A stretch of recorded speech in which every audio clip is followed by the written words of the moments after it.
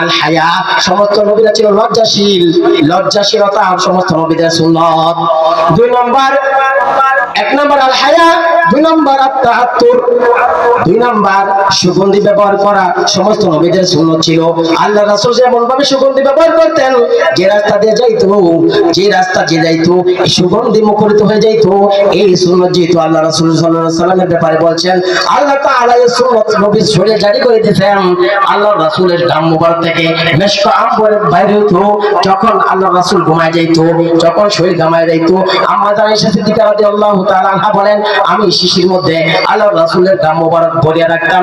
আর যখন বিয়ের অনুষ্ঠান হইতো, তারা সুগন্ধি হিসাবে আল্লাহ রাসূলের গাম মুবারক ব্যবহার করত। তাহলে 3 নম্বর আত-তাহাত্তুর, সুগন্ধি ব্যবহার করা।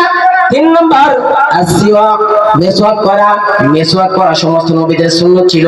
এবং 4 নম্বর আন-নিকাহ, সমস্ত নবীরা বিয়ে করা, বিয়ে করাটাও আল্লাহ রাসূলের সুন্নাত।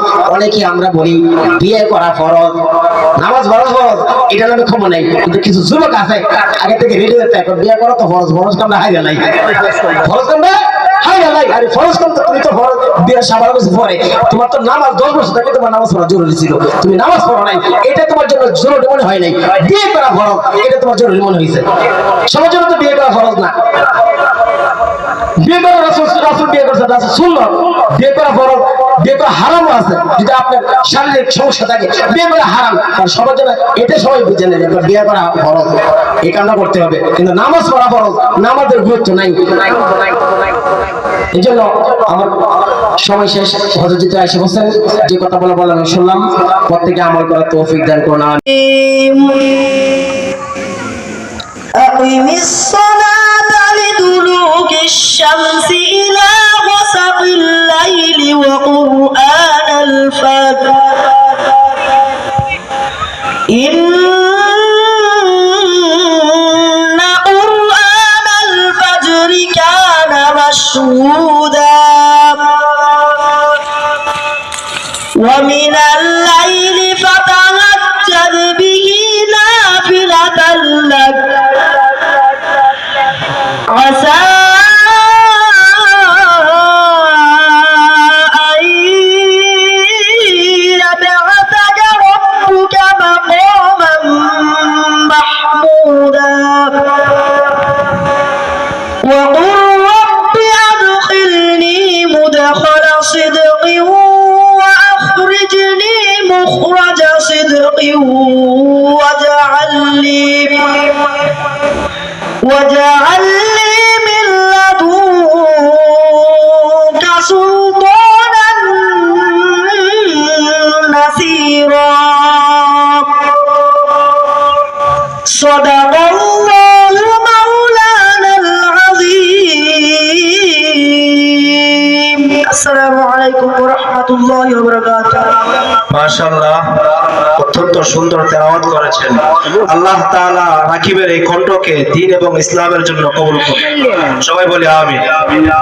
প্রিয় উপস্থিতি, এই পর্যায়ে আপনাদের সামনে কোরআন এবং হাদিস থেকে গুরুত্বপূর্ণ তাকরীর নিয়ে আসছেন। কোরআন এবং হাদিস থেকে গুরুত্বপূর্ণ তাকরীর নিয়ে আসছেন হাফেজ কারি সেলিম আহমেদ ডেমুরা ভাইকে।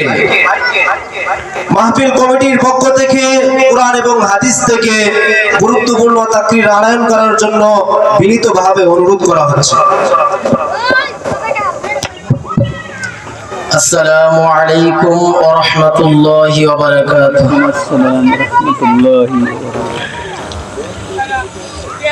আলহামদুলিল্লাহ আলহামদুলিল্লাহিল্লাযী আল্লামাল কুরআন খালাকাল ইনসানা আল্লামাহুল বায়ান والصلاة والسلام على سيدنا محمد الذي جعلنا من عبادة الأوثان إلى عبادة الرحمن. أما بعد فأعوذ بالله من الشيطان الرجيم. বিসমিল্লাহির রহমানির রহিম। ইয়া আইয়ুহাল্লাযীনা আমানু ইযা কুমতুম ইলাস সালাহ فاغسلوا وجوهكم وأيديكم إلى المرافق وامسحوا برؤوسكم وأرجلكم إلى الكعبين. وقال النبي صلى الله عليه وسلم مفتاح الجنة الصلاة ومفتاح الصلاة الطهور أو كما قال النبي عليه الصلاة والسلام. آمنت بالله صدق الله المولانا العظيم وصدق رسوله النبي الكريم ونحن على ذلك من الشاهدين والشاكرين والذاكرين والحمد لله رب العالمين. شكرا شكرا. اللهم صل على محمد وعلى آل محمد كما صليت على إبراهيم وعلى آل إبراهيم إنك حميد مجيد. اللهم بارك على محمد وعلى آل محمد كما باركت على إبراهيم وعلى آل إبراهيم إنك حميد مجيد. سبحانك لا علم لنا إلا ما علمتنا إنك أنت العليم الحكيم. رب اشرح لي صدري ويسر لي أمري واحلل عقدة من لساني يفقه قولي. الحمد لله. বাগে জান্নাত আনোয়ারা খাতুন আদর্শ মহিলা মাদ্রাসা জিথন পশ্চিম পাড়া কেন্দ্রীয় জামে মসজিদ সংলগ্ন বারহাট্টা নেত্রকোনার উদ্যোগে প্রথম বার্ষিক ইসলামী মহাসম্মেলনের সম্মানিত সভাপতি, প্রধান অতিথি, বিশেষ অতিথি বৃন্দ, মাইকের আওয়াজ শ্রবণরত মুরব্বী বাবারা, সমবয়সী যুবক ভাইয়েরা, পর্দার অন্তরালে মা ও বোনেরা, আল্লাহ পাক রব্বুল আলামিনের দরবারে লাখ কোটি শুকর যে আল্লাহ তাআলা আমাদেরকে এরকম একটা দিনই মাদ্রাসে বসার তৌফিক দিয়েছেন, সেজন্য খুশি না বেজার? আলহামদুলিল্লাহ।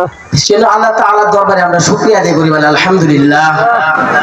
তাআলা রাসূল সাল্লাল্লাহু আলাইহি ওয়াসাল্লাম বলেন, যেখানে কোরআন এবং হাদিসের আলোচনা করা হয়, এটা যে দুই দেখা যায় মানুষ কম, কিন্তু এটা সাধারণ কোনো মজলিস নয়, এটা জান্নাতের বাগান। সুবহানাল্লাহ। এখন আপনাদের আমাদের প্রশ্ন আসতে পারে, জান্নাত হইছে কি এরকম একটা নাজ নিয়ামতের জায়গা যেখানে ঠান্ডার কোনো কষ্ট নাই, গরমের কোনো কষ্ট নাই, খানার কোনো যে কষ্ট, আপনার রান্না করার একটা কষ্ট এটাও নাই, আপনার মন চাইবে জান্নাতি খাবার রেডি হয়ে সামনে আসবে। তাহলে আপনারা বলেন এটা জান্নাতের বাগান, এখন দেখা যায় খেয়ার কোটা বিছাইয়া দিছে, তাহলে এটা কি জান্নাতের বিছানা কি খেয়ার কোটা হয়? ঠান্ডা তো ঠিকই লাগতেছে, কুয়াশাও পড়ে, তাহলে জান্নাতের বাগান হইল কিভাবে? এইটা তো জান্নাতের নাজ নিয়ামত পাইতেছি না, আমাদের জন্য কি জান্নাতের খানা এখানে আসবে? আসবে না। তাহলে জান্নাতের বাগান এটা বোঝার জন্য এক্সাম্পল হলো, এক লোক যাবে ঢাকা অথবা চট্টগ্রাম, এখন ঢাকা অথবা চট্টগ্রাম যাওয়ার জন্য বাস কাউন্টার যেতে হবে, নেত্রকোনা গেলেন পাল্লা ঢাকা বাস স্ট্যান্ড, ওইখানে দেখবেন বাসের যে কন্ট্রাক্টর যারা আছে দরজা যারা দেখে না, ঢাকা ঢাকা যেটা চট্টগ্রাম যাবে, চট্টগ্রাম। এখন আপনি জিজ্ঞাসা করলেন এই ঢাকা ঢাকা বলছেন, ঢাকার ভাড়া কত? 500 দিয়ে আপনি টিকিট ক্রয় করলেন। এখন ভিতরে গিয়ে ঢুকে দেখেন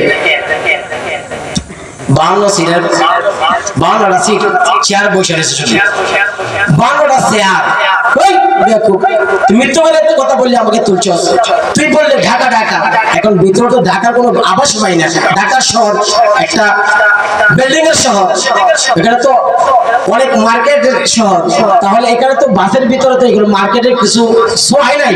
তুই বললে যে ঢাকা ঢাকা, তোর কথা অনুযায়ী আমি টিকিটও ক্রয় করলাম, 500 টাকা দিলাম, কিন্তু ভিতরে তো ঢাকা পাওয়া যায় না। বড়টা সিট আছে, আরে বেকু, এটা তো ঢাকা যাওয়া, এটা ভিতরে তুমি টাকা দিয়ে ক্ষয় করলেই এটা ভিতরে টাকা পাবে না। এটা যদি তুমি বসতে পারো, একটু সময় বেশি লাগলেও রাস্তা যদি অ্যাক্সিডেন্ট না হয়, তাহলে আশা করা যায় তুমি ঢাকা যাইতে পারবা। এটা ঢাকা যাওয়ার মাধ্যম, এটা ঢাকা যাওয়ার মাধ্যম। তাহলে এই জান্নাতের বাগান যে বলা হয়, আসলে এটা জান্নাতে যাওয়ার মাধ্যম। আল্লাহ রাসূল বলে এখানে যারা বসছে তারা বাড়ি যাওয়ার আগে তাদের গুনাহ তাকে মাফ করে দেওয়া হয়। এটা জান্নাতে যাওয়ার মাধ্যম। এখানে জান্নাতের নাজ নেমত পাওয়া যাবে না, কিন্তু এটা জান্নাতে যাওয়ার মাধ্যম। আমরা যদি আমাদের আত্মীয় স্বজনের বাড়ি যাই বা নিজের মেয়ে ছেলে বিয়ের জন্য আলাপের জন্য যাই, যদি এরকম ভাবে খেয়ালের পুরা বিছাইয়া দেয়, তাহলে এখানে আত্মীয় করবেন করবে না। কেন? এটা সমাধান বুঝে না। অর্থ করে তাহলে কি হবো, সম্পদ আছে, জমিন আছে, কিন্তু তারা সমাধান বুঝে না। গেছি কতটি বন বিছাই দিয়েছে, এখানে আত্মীয় করা যাবে না, এটা মানুষ না। তাহলে এটা শুরু হবে না কেন? আত্মীয় করবে না, নির্মচাপ। দুটো টাকা আছে কিন্তু জাত ভালো না, আমাদেরকে বিছনা দিছে বনের বিছনা, কিন্তু এখানে আসছে এটা কোনো ব্যক্তিকে খুশি করার জন্য আসছে নাকি আল্লাহকে? আল্লাহ তাআলা বলেন যারা আমাকে খুশি করার জন্য এই ছুট হইছে, বনের মধ্যে বইছে, ঠান্ডার মধ্যে এরকম ভাবে মাটির মধ্যে বইছে, আমি আল্লাহ তাআলা তাদেরকে বড় বানিয়ে দেব। তারা জান্নাতের মালিক যদি হয়ে যায়, জান্নাতে যদি সে মালিক হয়ে যায়, তাহলে এটা আমাদের জন্য বড় না? এই জন্য আমরা আল্লাহর জন্য বসছি, আল্লাহ তাআলাই আমাদেরকে জান্নাতে দিবেন। আমি যে আয়াত তেলাওয়াত করছি, আমরা ইবাদত করতে হলে পবিত্রতা দরকার হয়। লা তুকবালু সালাতু বিগাইরি তুহুর, আল্লাহ রাসূল সাল্লাল্লাহু আলাইহি ওয়াসাল্লাম বলেন পবিত্রতা ছাড়া নামাজ হয় না। পবিত্রতা ছাড়া নামাজ হয় না। তাহলে নামাজ পড়তে হলে পবিত্রতা লাগে। যদি ছোটবেলা শুনতাম অমুক বাবা জিকির করলে ওযু গোসল লাগে না, এটা বলতো আর কি, শুনতাম। তাহলে এরকম এখন কিন্তু আল্লাহর রহমতে কিছুটা কমছে। ছোটবেলা যে মানুষ গোমরা ছিল, আস্তে আস্তে দাওয়াত তাবলীগের মেহনতের কারণে, এই মাদ্রাসা মসজিদ হওয়ার কারণে মানুষ গুমরাহি থেকে আস্তে আস্তে দিনের পথে আসতেছে। আগে যে দিন হারা ছিল, এখন আস্তে আস্তে দিনের পথে আসতেছে। মাদ্রাসার দরকার আছে, এখান থেকে দিন প্রসার হয়। এখান থেকে আমরা যেটা দাদা দাদি যারা বৃদ্ধ হয়ে গেছে, তারা অনেকেই পবিত্রতা কি জিনিস, ফরজ গোসল কিভাবে করতে হয় এটা অনেকের জানা নেই। অথচ দাদা হয়ে গেছে ফরজ গোসল জানে না, নামাজ মোবাইল কারণ এটা এগুলা জানে না, ওযু কোন কারণে ভাঙে এগুলা জানে না। তাহলে এগুলা জানা আমাদের দরকার ছিল, জানি না। এখন এই মাদ্রাসার ব্যবস্থা হয়েছে, এখানে আমাদের এই সন্তানদেরকে, আমাদের নাতিদেরকে এখানে দেব, এখানে দিলে তারা পবিত্রতা এগুলো অর্জন করতে পারবে। আমরা মনে করি নামাজ পড়লেই শুধু জান্নাত, নামাজ পড়লেই শুধু জান্নাত। নামাজ পড়তে হলে পবিত্রতা দরকার হয়। তাহলে যদি ঠিকমতো আমরা পবিত্রতা হাসিল না করি, এই পবিত্রতা হাসিল না করার কারণে গোসলের জন্য ফরজ আছে। গোসলের ফরজ 3টা। 1 নম্বরে ভালোভাবে কুলি করা, 2 নম্বরে নাকি নরম জায়গায় পানি পৌঁছানো, 3 নম্বরে সমস্ত শরীর ধৌত করা। এই অসতর্কতার কারণে যদি আমাদের শরীরের কোনো অংশ শুকনো থাকে, আল্লাহ রাসূল বলেন কাযা ওয়া কাযা মিনান নার, তাকে জাহান্নামের এই শাস্তি তাদেরকে দেওয়া হবে। নাউযুবিল্লাহি মিন যালিক। তাহলে এই অপবিত্র হওয়া, যে সতর্ক না হই, পবিত্র যদি ঠিক মতো আমরা গোসল না করি, তাহলে আমাদের কি জাহান্নামে গোসলের কারণে, ওযুর কারণে মানুষ জাহান্নামে যাবে, আবার ওযুর কারণে মানুষ জান্নাতে যাবে। ওযুর কারণে জান্নাতে যাবে। ওযুর ফরজ 4টা। যে আয়াত তেলাওয়াত করেছে আল্লাহ তাআলা বলেছেন ইয়া আইয়ুহাল্লাযীনা আমানু ইযা কুমতুম ইলাস সালাহ। আল্লাহ রাব্বুল আলামিন বলেন ও দুনিয়ার ইমানদারের দল, তোমরা যখন নামাজে দাঁড়াইয়া যাইবা,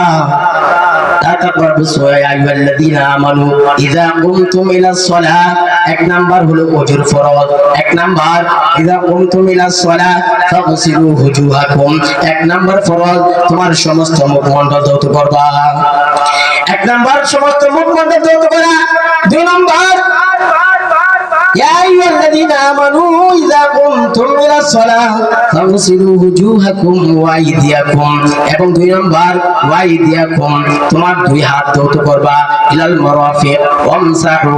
এবং 3 নাম্বার মাথা মাসা করবা, ওয়ামসাহু বিরুসিকুম ওয়া আরজুলাকুম ইলাল কাবাইন। এবং 4 নাম্বার তোমার 2 পায়ের টাকনু সহ ধৌত করবা। তাহলে এই 4টা ফরজ আদায় গুনাহ মাফ হয়। কিভাবে গুনাহ মাফ হয়? আমরা ওযু শুরু করলাম, বিসমিল্লাহ আলহামদুলিল্লাহ, ও আল্লাহ তোমার নামে শুরু করলাম, তোমার প্রশংসা করলাম। এরপর আল্লাহ রাসূল বলেন প্রত্যেকটা অঙ্গ ধৌত করার সময় দোয়া আছে, আমরা সবগুলো দোয়া পারবো না, এর মাঝে মাঝে কিছু দোয়া আছে। আল্লাহ রাসূল বলেন ওযুর ভিতরে মাঝে মাঝে একটা দোয়া আছে, এই দোয়া পড়তে হয়। এই দোয়া আল্লাহুম্মা গফিরলি যামবি ওয়া ওয়াসি'লি ফি দারি ওয়া বারিক লি ফি রিজকি। আল্লাহুম্মা গফিরলি, ও আল্লাহ আমাদেরকে maaf করে দাও। আল্লাহুম্মা গফিরলি, ও আল্লাহ আমাকে maaf করো। আল্লাহুম্মা গফিরলি যামবি ওয়া ওয়াসি'লি ফি দারি, আমার ঘরকে প্রশস্ত করে দাও। ওয়া বারিক লি ফি রিজকি, এবং আমার রিজিকের মধ্যে তুমি বরকত দিয়া দাও। ওযুর মাধ্যমে দোয়া করতেছি। আল্লাহ রাসূল বলেন ওযু যখন তোমার শেষ হয়ে যায়, ওযু শেষ হওয়ার পর একটা দোয়া আছে, আশহাদু আল্লা ইলাহা ইল্লাল্লাহ ওয়া আশহাদু আন্না মুহাম্মাদান আবদুহু ওয়া রাসূলুহু। আল্লাহুম্মা জাআলনি মিনাত তাওয়াবিন ওয়া জাআলনি মিনাল মুতাতাহহিরিন। আল্লাহর রাসূল বলেন কোন ব্যক্তি যদি ওযু শেষ করার পর এই দোয়া যদি আদায় করে, তার জন্য একটা দুটো নয় 8টা জান্নাত তার জন্য খুলে দেওয়া হয়। সুবহানাল্লাহ। তাহলে ওযুর মাধ্যমে জান্নাত যাওয়া যায়। আল্লাহ তাআলা বলেন এই ওযুর মাধ্যমে, আল্লাহ রাসূল সাল্লাল্লাহু আলাইহি ওয়াসাল্লাম বলেন ওযুর মাধ্যমে জান্নাত হয়। এই ওযু যদি আমরা ঠিকমতো আদায় না করি, এই ওযুর কারণে জাহান্নামে যাইতে হবে। আমরা যদি ওযু যদি আমরা সুন্দর না হয়, যেহেতু ইবাদতের শুরুতে ওযু করতে হবে, আমরা নামাজ পড়বো, ওযুর প্রয়োজন হবে। আপনি বিল্ডিং বানাইছেন, আপনি বিল্ডিং যদি ফাউন্ডেশন শক্ত না হয়, এই বিল্ডিং যদি আপনি 5 তলা করেন বা 1 তলা করেন, এটা ধসে যাওয়ার সম্ভাবনা আছে, কারণ ফাউন্ডেশন ঠিক নাই। আপনি যে ইবাদত করবেন, ইবাদতের ফাউন্ডেশন হলো ওযু। ওযু যদি আপনার ঠিক না হয়, তাহলে আপনার ইবাদত রুকুশের দ্বারা কোনো কাজে আসবে না। আল্লাহ রাসূল সাল্লাল্লাহু আলাইহি ওয়াসাল্লাম বলেন মিফতাহুল জান্নাতিস সালাহ, নামাজ হলো জান্নাতের চাবি। ওয়া মিফতাহুস সালাতিল তুহুর, এবং নামাজের চাবি হলো ওযু। নামাজের চাবি হলো পবিত্রতা। অন্য হাদিসে বলেন ওয়া মিফতাহুস সালাতিল ওযু, এবং নামাজের চাবি হলো ওযু। যার ওযু ঠিক আছে তার নামাজও ঠিক আছে, আর যার নামাজ ঠিক আছে, আল্লাহর রাসূলের কথা অনুযায়ী মিফতাহুল জান্নাতিস সালাহ, নামাজ হলো জান্নাতের চাবি। যার নামাজ ঠিক আছে তার জন্য জান্নাতও ঠিক আছে। সুবহানাল্লাহ। তাহলে জান্নাত আমাদের জন্য ঠিক হবে। কিভাবে ঠিক হবে? আমরা যদি ওযু করি, এখন ঠান্ডার সিজন, আমরা ওযু ঠিকমতো করি না। ঠান্ডার মধ্যে ওযু যে সুন্নাত আছে, এই সুন্নাতগুলো ঠিকমতো আদায় করি না। একবার আল্লাহ রাসূল বলেন যেহেতু ফরজ আদায় করার পর আল্লাহ রাসূলের সুন্নাত আছে, এই সুন্নাত যদি কেউ আদায় করিয়া লয়, যেমনি ভাবে আপনি বিল্ডিং একটা ইটের গাছ সাথে আরেকটা ইটের গাঁথনি দিয়া আপনি বিল্ডিং উঠাইছেন, এটা যদি প্লাস্টার না করেন, বিল্ডিং হবে ঠিক কিন্তু প্লাস্টার করা হয় নাই, বিল্ডিং এর সৌন্দর্য হয় নাই। আপনি 4টা ফরজ আদায় করছেন, আপনার ওযু হয়ে গেছে, কিন্তু ওযুর একটা সৌন্দর্য আছে। আল্লাহ রাসূলের 3টা করে সুন্নাত আছে, এই সুন্নাত যদি আদায় করা হয়, তাহলে আপনার ওযুটাও আল্লাহ রাসূল সাল্লাল্লাহু আলাইহি ওয়াসাল্লাম বলেন এই ওযুটাও সুন্দর মঞ্জিত হয়ে যাবে। এই সমস্ত 3বার ধৌত করবেন। 1 নাম্বার 2 হাতে কবজি সহ ধৌত করা 3 বার, এবং মেসওয়াক করা। এই মেসওয়াকে এত ফজিলত, আল্লাহ রাসূল সাল্লাল্লাহু আলাইহি ওয়াসাল্লাম বলেন এই মেসওয়াক কেমনে করবা? এই মেসওয়াক যে করবা, ওযু শুরুতে তুমি মেসওয়াক করলা, আল্লাহ রাসূল বলেন আমার কাছে জিবরাইল আলাইহিস সালাতু ওয়াস সালাম 24000 বার আগমন করছে, যতবার আগমন করেছে ততবার আমাকে মেসওয়াকের জন্য তাগিদ দিয়েছে। আল্লাহ রাসূল বলেন আমার ভয় হয় এত মেসওয়াকের জন্য তাগিদ না জানি আমার উম্মতের উপর এটা ফরজ হয়ে যায়। এই মেসওয়াকের এত গুরুত্ব, আল্লাহ রাসূল বলেন অন্য নামাজ তুমি পড়লা, মেসওয়াক ছাড়া পড়লা, আর মেসওয়াক দিয়ে যে নামাজটা পড়লা, এটা কত বড় গুরুত্বপূর্ণ। এই মেসওয়াকের মাধ্যমে আল্লাহ রাসূল বলেন মুখের দুর্গন্ধ দূর হয়, এই মেসওয়াকের মাধ্যমে দাঁত পরিষ্কার হয়, এই মেসওয়াকের মাধ্যমে আপনার চোখের জ্যোতি বাড়ে, এই মেসওয়াকের মাধ্যমে মাথা ব্যথা থাকবে না। আল্লাহ রাসূল বলেন নিয়মিত মেসওয়াক যারা আমল করবে তার মৃত্যুর সময় কালিমা নসিব হবে। সুবহানাল্লাহ। তাহলে মেসওয়াকের একটা আমল। আল্লাহ রাসূল বলেন সমস্ত নবীদের সুন্নাত সুন্নত হলো 4টা। আমার সময় কম, এই 4টা সুন্নত বলে আমার আলোচনা শেষ করে দিলাম। সমস্ত নবীদের সুন্নত হলো 4টা। 1 নাম্বার আল হায়া, সমস্ত নবীদের সুন্নত 4টার মধ্যে 1 নাম্বার আল হায়া, সমস্ত নবীরা ছিল লজ্জাশীল, লজ্জাশীলতা সমস্ত নবীদের সুন্নত। 2 নাম্বার 1 নাম্বার আল হায়া, 2 নাম্বার আত-তাহাত্তুর, 2 নাম্বার সুগন্ধি ব্যবহার করা সমস্ত নবীদের সুন্নত ছিল। আল্লাহ রাসূল যেমন ভাবে সুগন্ধি ব্যবহার করতেন, যে রাস্তা দিয়ে যাইতো, যে রাস্তা দিয়ে যাইতো সুগন্ধি মুখরিত হয়ে যাইতো। এই সুন্নত যেহেতু আল্লাহ রাসূল সাল্লাল্লাহু আলাইহি সাল্লামের ব্যাপারে বলছেন, আল্লাহ তাআলা এই সুন্নত নবীর শরীরে জারি করে দিয়েছেন। আল্লাহ রাসূলের ঘাম মুবারক থেকে মেশক আম্বর বাইরে হতো যখন আল্লাহ রাসূল ঘুমায় যাইতো, যখন শরীর ঘামায় যাইতো। আম্মা জান আয়েশা সিদ্দিকা রাদিয়াল্লাহু তাআলা আনহা বলেন, আমি শিশির মধ্যে আল্লাহ রাসূলের ঘাম মুবারক ভরিয়ে রাখতাম। আর যখন বিয়ের অনুষ্ঠান হইতো, তারা সুগন্ধি হিসাবে আল্লাহ রাসূলের ঘাম মুবারক ব্যবহার করতো।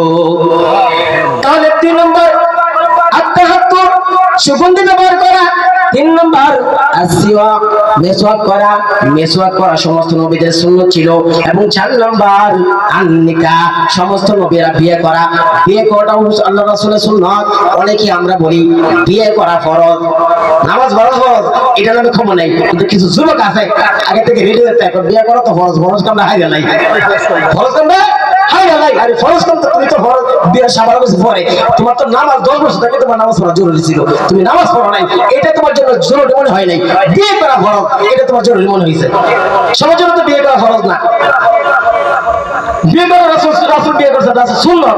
বিয়ে করা ফরজ, বিয়ে করা হারামও আছে। যদি আপনার শারীরিক সমস্যা থাকে বিয়ে করা হারাম, কারণ সবার জন্য এটা সবাই বুঝে নেবে বিয়ে করা ফরজ, এই কামটা করতে হবে। কিন্তু নামাজ পড়া ফরজ, নামাজের গুরুত্ব নাই। এই জন্য আমার সময় শেষ। হযরত আয়েশা বলেন, যে কথা বলা শুনলাম, প্রত্যেকে আমল করার তৌফিক দান করুন, আমিন। আসসালামু আলাইকুম ওয়া রাহমাতুল্লাহি ওয়া বারাকাতুহু।